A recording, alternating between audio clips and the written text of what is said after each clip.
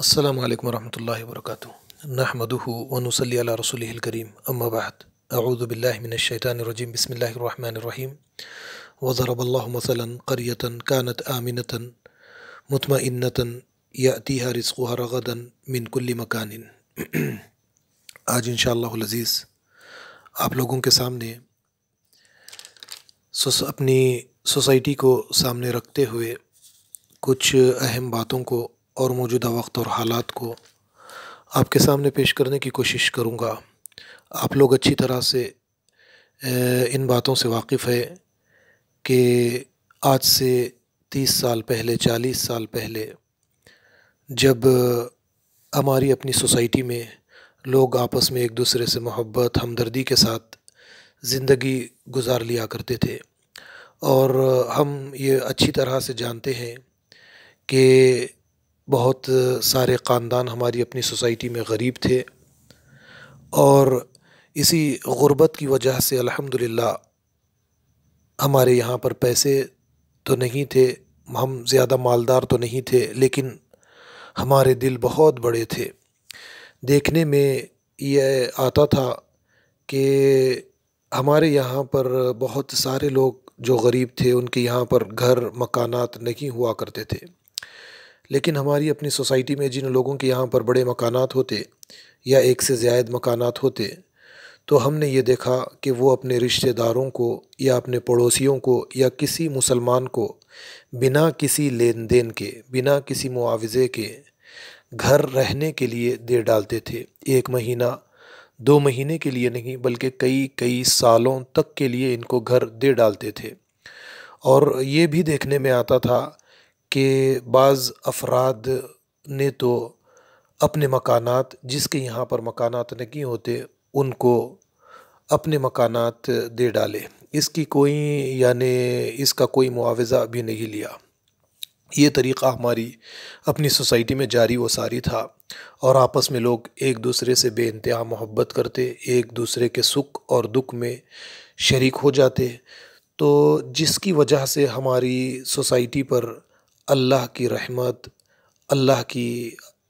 فضیلت ہماری اپنی بستی، ہماری اپنی سوسائٹی پر جاری و ساری تھی۔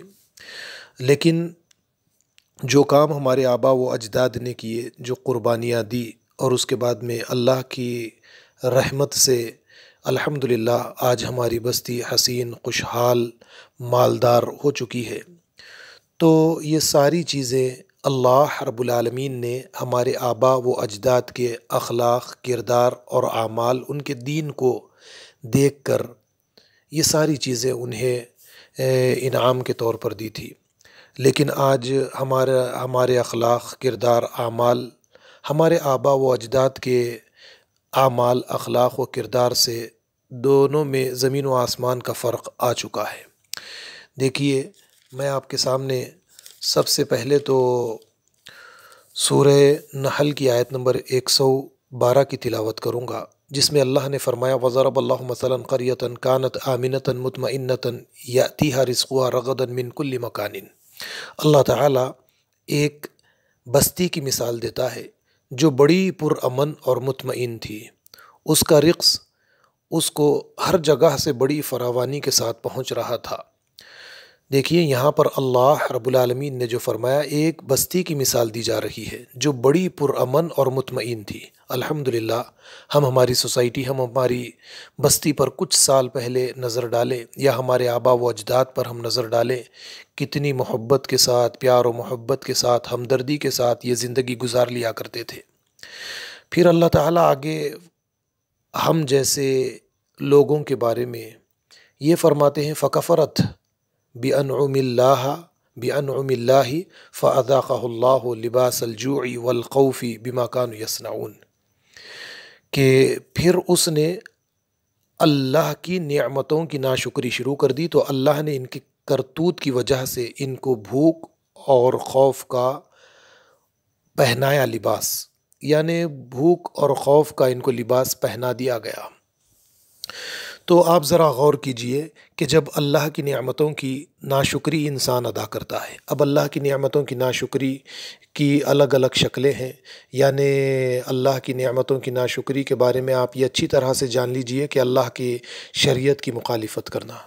جس طریقے سے آج ہمارے یہاں پر مال بے انتہا زیادہ آ چکا ہے، جس کی وجہ سے ہم اللہ کی نافرمانی کرتے ہیں، اللہ کے دین کی نافرمانی کرتے ہیں، شریعت کی نافرمانی کرتے ہیں۔ تو اللہ رب العالمین نے یہاں پر اسی اللہ تعالیٰ نے فرمایا کہ جب اللہ کی نعمتوں کی ناشکری شروع کر دی تو اللہ نے ان کی کرتوتوں کی وجہ سے بھوک اور خوف کا لباس ان کو پہنایا، یعنی ان کا اوڑھنا اور بچھونا بھوک اور پیاس کو بنا دیا۔ تو آپ ذرا غور کیجئے کہ یہی معاملہ آج ہماری اپنی بستی میں شروع ہو چکا ہے۔ پہلے جیسا میں نے آپ کے سامنے بات رکھی کہ ہمارے آبا و اجداد جن کے یہاں پر رہنے کے لیے ایک بڑا مکان ہوتا یا چھوٹا بھی مکان ہوتا، کچھ کمرے زیادہ ہوتے یا ایک سے زائد مکانات ہوتے، تو وہ غریب رشتہ داروں کو، بستی والوں کو، غریب مسلمانوں کو بنا کسی لین دین کے دے دیا کرتے تھے۔ کئی سال یہ مکانوں کے اندر زندگی گزارا کرتے تھے، لیکن آج دیکھنے میں یہ آ رہا ہے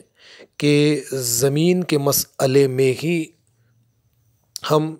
ہماری نیتیں بے انتہا خراب ہو چکی ہے، مال کے مسئلے میں ہماری نیتیں بے انتہا خراب ہو چکی ہے۔ اللہ کے نبی صلی اللہ علیہ وسلم کی ایک حدیث ہے، اس حدیث کو جاننے کے باوجود ہم اس کا انکار کرتے ہیں۔ بار بار نبی کریم صلی اللہ علیہ وسلم کی اس حدیث کو ہم ٹھکراتے چلے جاتے ہیں، جیسے اللہ کے نبی صلی اللہ علیہ وسلم نے فرمایا، من اخذ شبرا من الارض، جس نے ایک بالشت کسی کی زمین کھا لی تو 7 زمینوں کا طوق قیامت کے دن اس کو پہنایا جائے گا۔ اب آپ ذرا غور کیجئے کہ ہماری اپنی سوسائٹی پر زیادہ مشاکل، اللہ کے عذابات، ہمارے دلوں میں آپس میں ایک دوسرے کے لیے نفرتوں کا پیدا ہونا، ایک دوسرے کے لیے ہم آپس میں ہم ایک دوسرے سے دور کیوں ہونے لگے، نفرتیں زیادہ سے زیادہ کیوں پھیلنے لگی، بھائی بھائی کا دشمن، پڑوسی پڑوسی کا دشمن، ایک مسلمان دوسرے مسلمان کا دشمن، یعنی ہماری سوسائٹی کی حالت اب اس طرح کی ہے کہ ایک جہنمی زندگی ہم گزار رہے ہیں، کوئی کسی سے خوش نہیں ہے۔ وہ اس لیے کہ ہم نے دوسروں کے حقوق مارنے شروع کر دیے۔ اب جب کسی بستی کے اندر ایسے لوگ پیدا ہو جائیں اور ان کے اعمال روزانہ اسی طرح کے رہے، تو اللہ رب العالمین نے اپنی کتاب قرآن کریم میں جو فرمایا ہے، دیکھیے، ایک تو فرمایا وَكَمْ قَسَمْنَا مِنْ قَرْيَةٍ كَانَتْ ظَالِمَةً وَأَنشَأْنَا بَعْدَهَا قَوْمًا آخَرِينَ، اور کتنی بستیوں کو ہم نے پیس ڈالا جو ظالم تھی، اور ان کے بعد ہم نے دوسری نسلیں پیدا کر دی ہے۔ یہ سورہ انبیاء کی آیت ہے اور آیت کا نمبر 11 ہے۔ ایک دوسری جگہ پر سورہ حج کی آیت نمبر 45 میں فرمایا، وَكَأَيٍّ مِّن قَرْيَةٍ أَهْلَكْنَاهَا وَهِيَ ظَالِمَةٌ فَهِيَ خَاوِيَةٌ عَلَىٰ عُرُوشِهَا وَبِئْرٍ مُّعَطَّلَةٍ وَقَصْرٍ مَّشِيدٍ، کتنی ہی بستیاں تھیں جن کو ہم نے اس وقت ہلاک کیا جب وہ ظلم کر رہی تھی۔ یہاں پر غور کیجئے کہ ظلم کرنا یعنی بستی کے افراد غریبوں کے اوپر ظلم کرے، بیواؤں کے اوپر ظلم کرے، یتیموں کے اوپر ظلم کرے، ان کا مال ناحق طریقے سے مار کر کھا جائے، اور دوسرے وہ افراد جو نمازیں ادا کرے، حج ادا کرے، عمرہ کرے، دیگر عبادات کرے، لیکن اس مسئلے میں اپنی زبان نہ کھولے، خاموشی اختیار کرے، کسی کے خوف سے، کسی کے ڈر سے، یا پھر دوسروں سے اپنے تعلقات کو خراب نہ کرنے کے لیے منہ نہ کھولے اور لوگوں کو برائی سے نہ روکے، تو پھر اللہ رب العالمین فرماتے ہیں کہ کتنی ہی بستیاں تھیں جن کو ہم نے اس وقت ہلاک کیا جب وہ ظلم کر رہی تھی، اور پھر اللہ نے آگے فرمایا وہ اپنے چھتوں کے بل گری پڑی ہیں، اور کتنے ہی کنویں جو اب بیکار پڑے ہیں، اور کتنے ہی محل جو اب کھنڈر بن چکے ہیں۔ آپ دیکھیے قرآن کریم کے اندر کیا فرمایا گیا ہے۔ یہ سورہ حج کی آیت ہے۔ کتنی بستیوں کو اللہ رب العالمین نے ہلاک کر دیا جو ظلم کر رہی تھی۔ تو ہماری ذمہ داری یہ ہے کہ جو اللہ کی عبادات کرتے ہیں، اللہ کی عبادات کے اندر مصروف ہے، ان کی سب سے پہلی ذمہ داری تو یہ ہے، جیسا کہ اس سے پہلے بھی میں نے ایک بات آپ کے سامنے رکھی تھی، 2-3 مہینہ پہلے ہی یہ بات میں نے آپ کے سامنے رکھی تھی کہ جب کبھی کسی سوسائٹی کے اندر مومنین کے بیچ میں لڑائی اور جھگڑا ہو جائے دو فریق کے بیچ میں، تو اللہ نے فرمایا وَإِن طَائِفَتَانِ مِنَ الْمُؤْمِنِينَ اقْتَتَلُوا فَأَصْلِحُوا بَيْنَهُمَا، اگر مومنوں میں سے کوئی دو فریق آپس میں لڑ پڑے تو ان میں صلح کرا دو۔ فَأَصْلِحُوا بَيْنَهُمَا بِالْعَدْلِ وَأَقْسِطُوا إِنَّ اللَّهَ يُحِبُّ الْمُقْسِطِينَ، دونوں فریق میں مساوات کے ساتھ صلح کرا دو اور انصاف سے کام لو، اللہ تعالیٰ انصاف کرنے والوں سے محبت کرتے ہیں۔ آج دیکھنے میں یہ آ رہا ہے کہ ہماری اپنی سوسائٹی کے اندر، یعنی زمینات کے مسئلے میں یا جائیداد کے مسئلے میں یا کسی اور دوسرے مسائل میں یا چھوٹی موٹی باتوں کے اندر گروہ گروہ بن کے لڑائی اور جھگڑے جاری و ساری ہے۔ بعض اوقات میں بات تو یہاں تک پہنچ جاتی ہے کہ کسی بے قصور انسان کا یا نوجوان کا قتل بھی کر دیا جاتا ہے۔ یہ تمام چیزوں سے ہمیں اجتناب کرنا ہے اور لوگوں کو یعنی ان اعمال میں پڑے ہوئے افراد کو باہر نکالنے کے لیے، کردار ادا کرنے کے لیے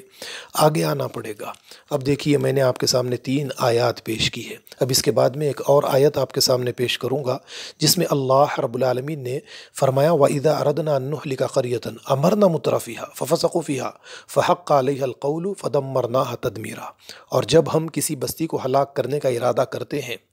تو اس کے خوشحال لوگوں کو ایمان اور اطاعت کا حکم دیتے ہیں اور پھر وہ نافرمانیاں کرتے ہیں تو ان پر بات پوری ہو جاتی ہے اور اس کے بعد میں ہم انہیں تباہ اور برباد کر ڈالتے ہیں۔ اب غور کیجئے یہاں پر اللہ رب العالمین نے کیا فرمایا ہے۔ ہم کسی بستی کو ہلاک کرنے کا ارادہ کرتے ہیں تو وہاں کے خوشحال یعنی مالدار لوگوں کو ایمان اور اطاعت کا حکم دیتے ہیں۔ تو آپ ذرا غور کیجئے کہ ہماری اپنی سوسائٹی پر بھی آپ نظر ڈالیے، ایمان اور اطاعت کا حکم دیتے ہیں لیکن منافقین کی طرح نمازیں ادا کرنا، روزے رکھنا، حج کرنا اور غریبوں کے اوپر ظلم و زیادتی کرنا، ناجائز طریقے سے ان کا مال ہڑپ جانا اور اپنے اثر و رسوخات کے ذریعے سے لوگوں کے اوپر دباؤ بنانا اور فیصلہ اپنے حق میں کروانا، یہ ساری چیزیں جاری و ساری ہے آج سوسائٹی میں۔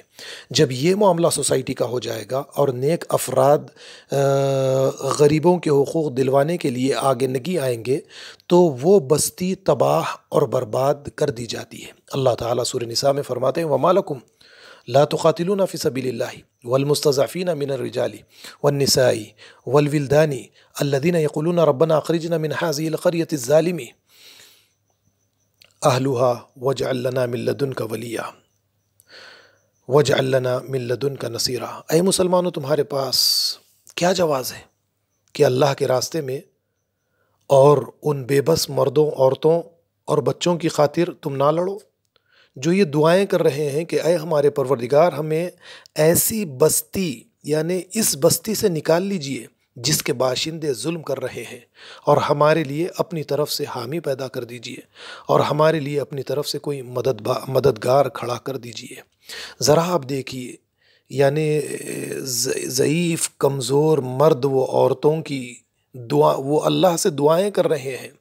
ظالموں کے خلاف کہ اے اللہ کوئی حامی و مددگار ہمارے لیے بھیج دیجئے اور ایسی بستی سے ہمیں باہر نکال لیجئے جس کے باشندے ظالم ہیں، جو ظلم کرنے والے ہیں۔ تو آج یعنی اگر یہی معاملہ اگر کسی بستی میں، کسی سوسائٹی میں یہی معاملہ رہے گا تو یقین مانیے کہ اللہ رب العالمین کا عذاب آ کر رہے گا۔ ان چیزوں سے ہمیں توبہ کرنی چاہیے، لوگوں کو آگے آنا چاہیے، کردار ادا کرنا چاہیے اور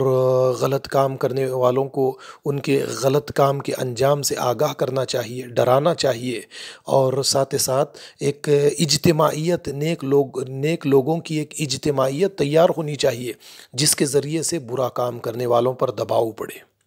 وہ برائی سے رک جائیں، ان کو اپنے کاموں پر شرمندگی ہو، وہ ان کی دعوتوں سے پرہیز کیا جائے، ان کے ساتھ اٹھنے بیٹھنے سے پرہیز کیا جائے، تاکہ وہ یہ جان لیں کہ لوگ ہم سے پرہیز کر رہے ہیں، وہ یہ جان لے کہ لوگ ہماری تائید نہیں کر رہے ہیں، لوگ ہم سے نفرت کر رہے ہیں۔ لہٰذا جب ہم اس چیز کا اظہار کریں گے تو وہ لوگ برے کاموں سے اجتناب کریں گے۔ سوسائٹی کے اندر یعنی لوگوں کے حقوق دلوانے کے لیے لوگ آگے آئیں گے، لوگوں کے دلوں سے خوف، ڈر، یہ ساری چیزیں نکلنی چاہیے۔ ایک اور آیت مجھے یہاں پر یاد آئی، اللہ تعالیٰ فرماتے ہیں وَلُوطًا آتَيْنَاهُ حُكْمًا وَعِلْمًا وَنَجَّيْنَاهُ مِنَ الْقَرْيَةِ الَّتِي كَانَتْ تَعْمَلُ الْقَبَائِثَ إِنَّهُمْ كَانُوا قَوْمَ سَوْءٍ فَاسِقِينَ۔ اور لوط کو ہم نے حکمت اور علم عطا کیا اور انہیں اس بستی سے نجات دی، یعنی انہیں اس بستی سے نجات دی جو گندے کام کرتی تھی، حقیقت میں بہت بری اور نافرمان قوم تھی، حقیقت میں وہ بہت بری اور نافرمان قوم تھی۔ تو یہاں پر دیکھیے حضرت لوط علیہ السلام کو ایک ایسی قوم سے دور کر دیا گیا، نجات دی گئی جو گندے کام کاج کیا کرتی تھی۔ تو اس طریقے کے کام کاج کرنے والوں کا ساتھ دینے کے بجائے ان سے دوری اختیار کرنا ہمارے لیے بے انتہا ضروری ہے۔ اب دیکھیے اللہ تعالیٰ نے قرآن کریم سورہ بقرہ کے اندر ایک اللہ کے نبی صلی اللہ علیہ وسلم کے دور کے ایک منافق کا ذکر کیا اور فرمایا وَإِذَا تَوَلَّى سَعَىٰ فِي الْأَرْضِ لِيُفْسِدَ فِيهَا وَيُهْلِكَ الْحَرْثَ وَالنَّسْلَ وَاللَّهُ لَا يُحِبُّ الْفَسَادَ۔ اور جب وہ اٹھ کر جاتا ہے تو زمین میں اس کی دوڑ دھوپ اس لیے ہوتی ہے کہ وہ اس میں فساد مچائے اور فصلیں اور نسلیں تباہ کرے، حالانکہ اللہ تعالیٰ فساد کو پسند نہیں کرتا، فصلیں اور نسلیں تباہ کر ڈالے۔ تو لوگوں کے اوپر اس طریقے سے ظلم و زیادتی کرنے والے جس کسی سوسائٹی میں ہوں گے، وہ اللہ کے نبی صلی اللہ علیہ وسلم کے دور میں رہے یا آج کے دور میں رہے، اللہ تعالیٰ فرماتے ہیں کہ اللہ تعالیٰ فساد کرنے والوں کو ہرگز پسند نہیں کرتے۔ آج دیکھیے کئی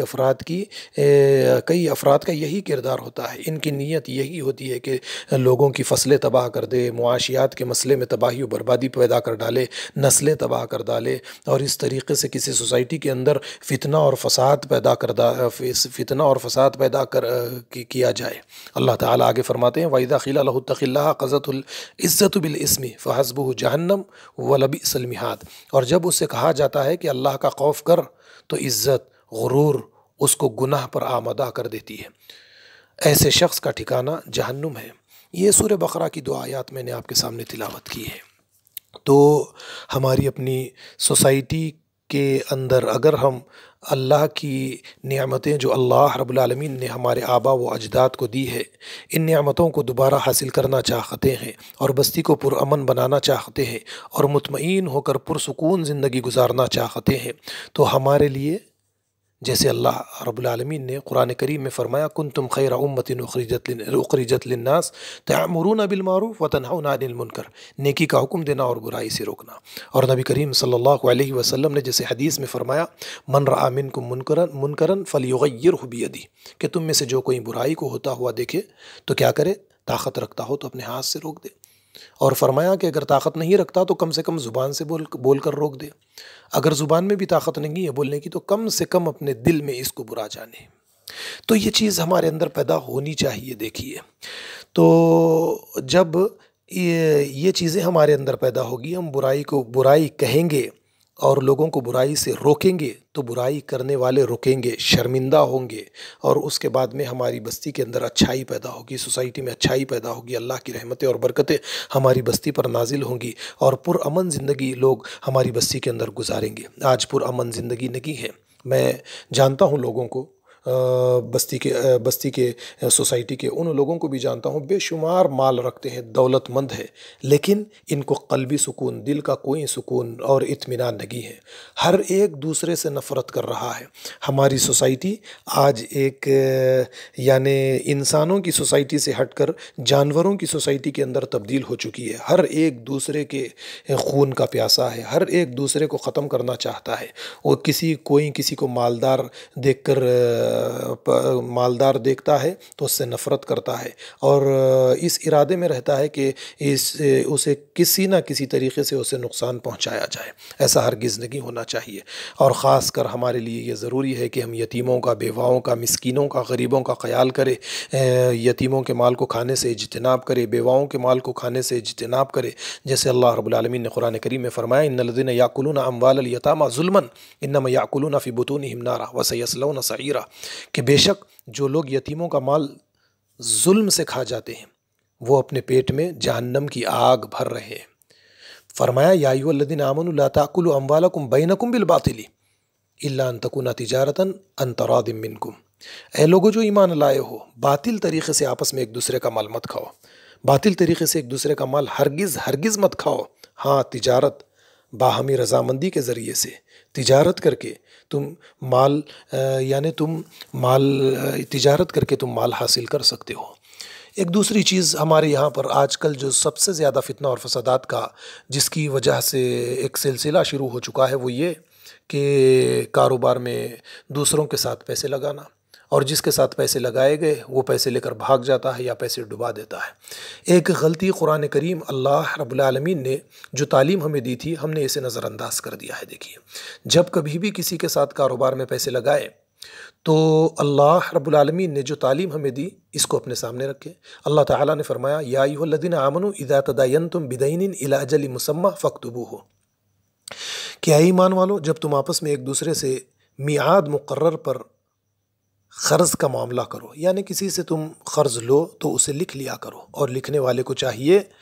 کہ تمہارا آپس کا معاملہ عدل سے لکھے، کاتب کو چاہیے کہ لکھنے سے انکار نہ کرے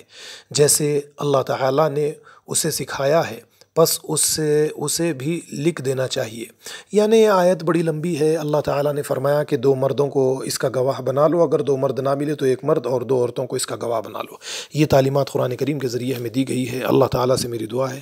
کہ اللہ تعالیٰ ہمیں اسے سمجھنے والا، دوسروں تک پہنچانے والا بنائے۔ وآخر الدعوانا ان الحمد للہ رب العالمین۔